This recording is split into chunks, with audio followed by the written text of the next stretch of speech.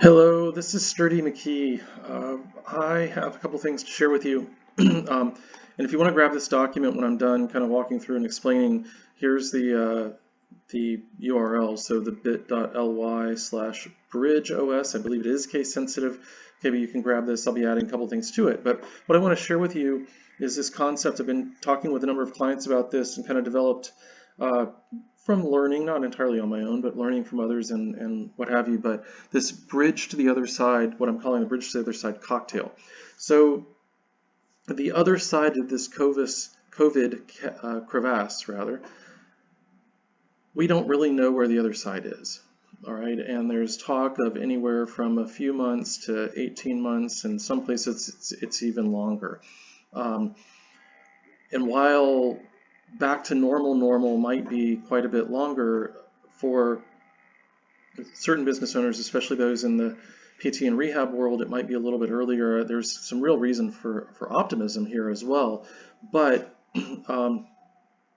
what I'm doing is trying to figure out and work with clients and my own businesses to plan for the next year and a half to 2 years to make sure I get to the other side. Because if things end in early, right, if we get back to a relative normality in 4 or 5 months or 6 months or whatever, and I've planned for 18, I'm golden. Everything's cool, right? I'm going to be all right.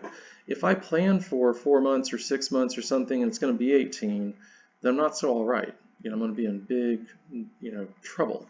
So I'm planning for longer and hoping for the best. Plan for the worst, hope for the best, right? Planning for disaster. But that's really what this cocktail is about. We're going to touch on the 4 things and we'll go into them a little bit. But the 4 ingredients, first one is preserve your revenue. Second one is any subsidies or money to get you going farther. Third is cut costs. And the 4th is new revenue streams. So let's talk about preserving your revenue. Preserving your revenue right now for many of you might be in-clinic visits, right? And there are also plenty of clinics that are shut down.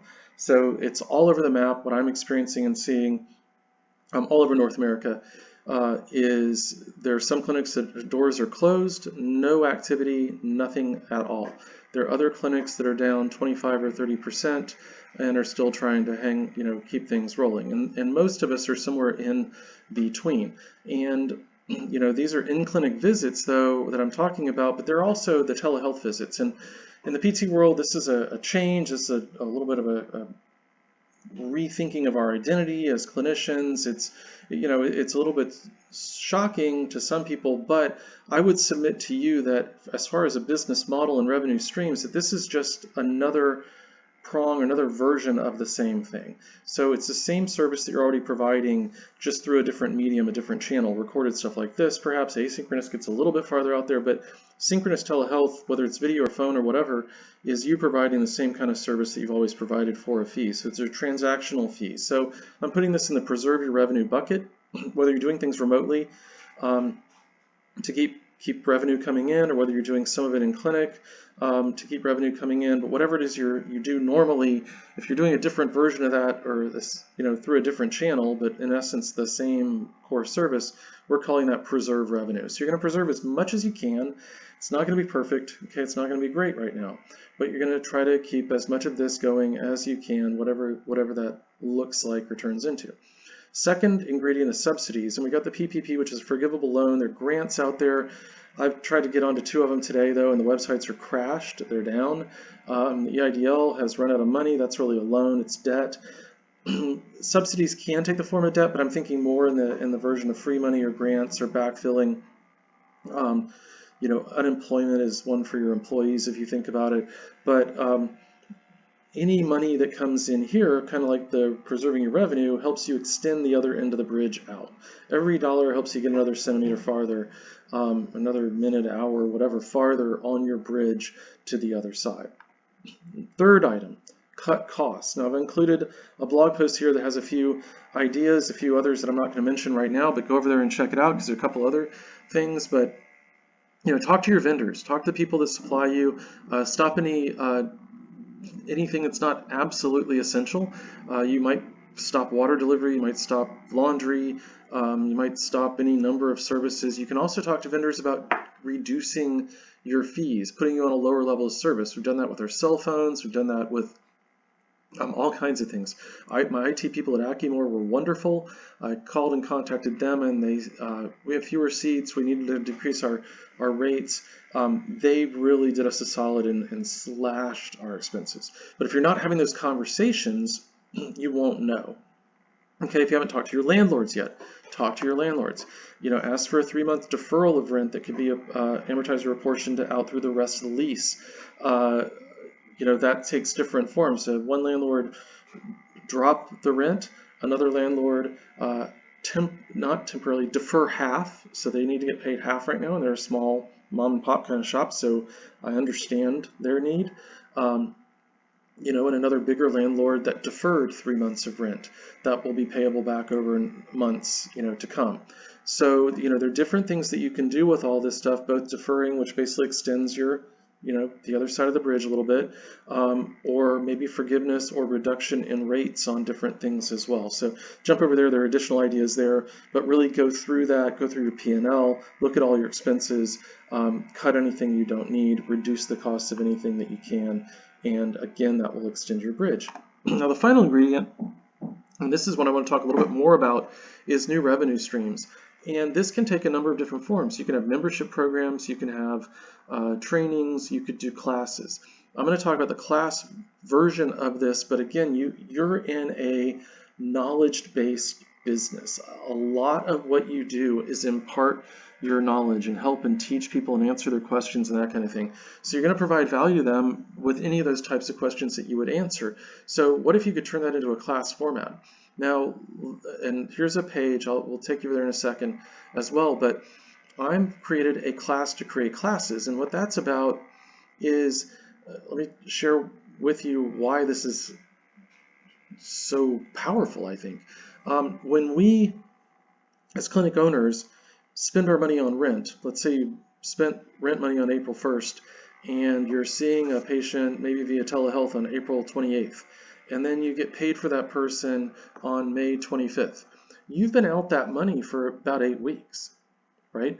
You've spent the rent money, you've paid your staff somewhere along the way, and then you try to collect the money at the end, and you've basically been giving a no-interest loan on the labor and the rent and everything else to whomever, right? To the third-party payer or to the patient or whomever. So we're trying to flip the script on that.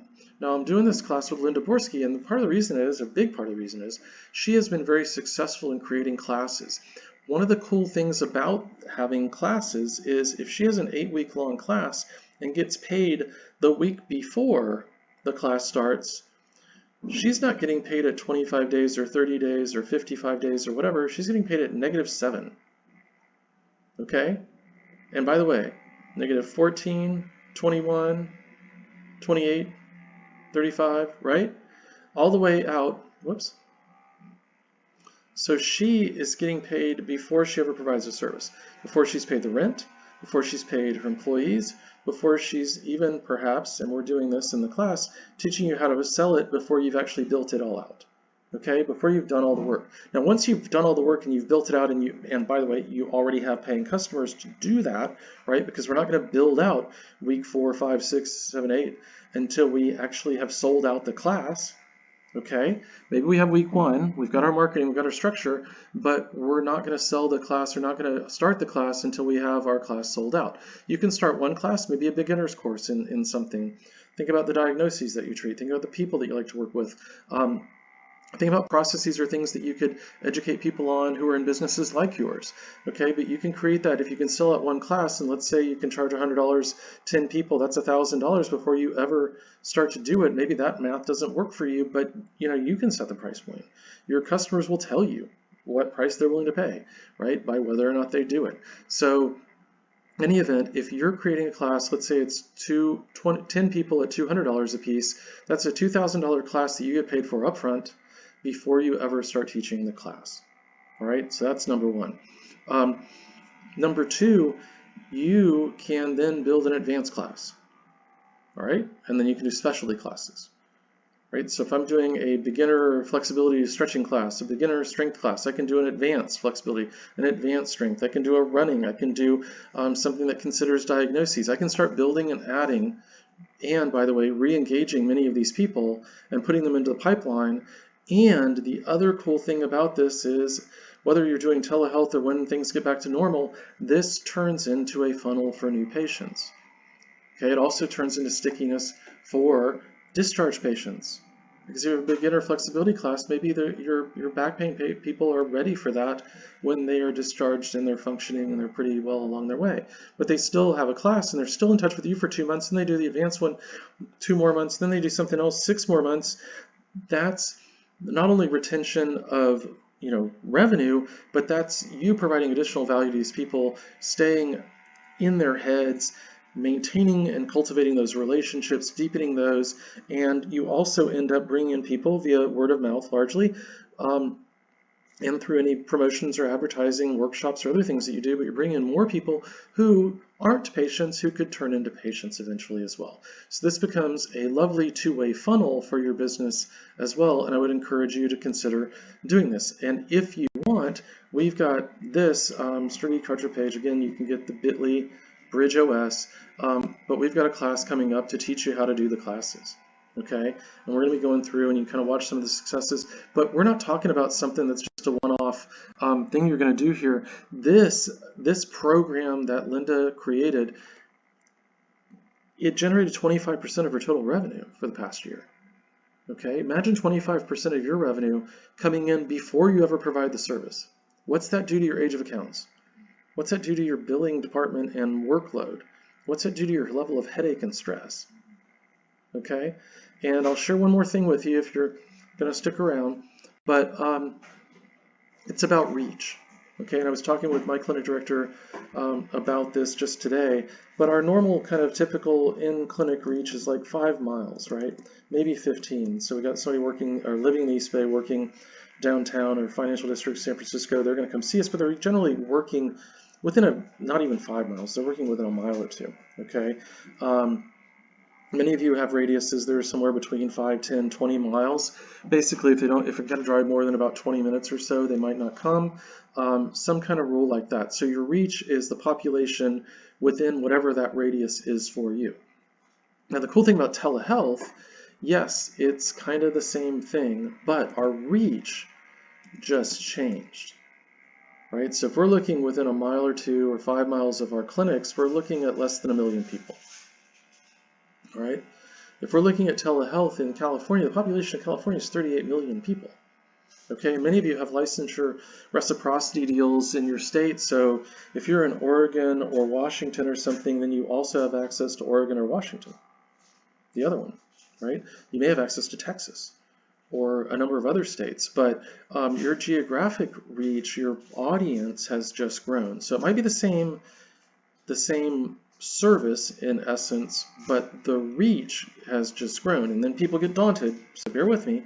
Get daunted about, well, how do I reach all those people? How do I reach? We're not trying to reach 38 million people, by the way.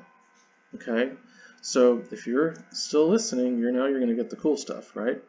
So how do we get the reach here? Who sends to us? And it's basically word of mouth. Okay, and it's word of mouth, whether it's through physicians or your patients or the rest. And yeah, you might do some direct-to-consumer marketing, but there are varying levels of success with that. But you have to have a funnel for that too, because people don't just necessarily sign up off a Facebook ad. They come in for a workshop or they do a screen, or you got to have kind of a pipeline to build your credibility, to build your rapport with them, build trust, so they come to you as a paying customer. Word of mouth is a way to short-circuit that and jump right over it. So your word of mouth, that can have power. So if I'm telling my spouse, or I'm telling my best friend, or I'm bringing my kids, that's all word of mouth, okay? If my doctor's telling me to come, that's word of mouth, right? So I'm going to use word of mouth to get my clinics full here within my normal kind of geographic population, but isn't it the same thing for the entire state? Okay, so whatever state or province or wherever you are, if your license expands the entire state, that's great. But all these people that are telling their spouse or telling somebody else, what they're telling them is, hey, you should go see Trevor, you should go see Katie or Lee or Carrie or whoever, right? They're telling them that because they're convenient and they're nearby and they can make it. But they're telling their mother-in-law or their mom, or they're telling their brother or whoever who's in Sacramento or in LA, man, I wish you were here because I've got a great therapist. And if you were only closer, I would hook you up. You should totally go see them. You've just eliminated that conversation. Now it's, I got a great therapist, you should totally see them. Right?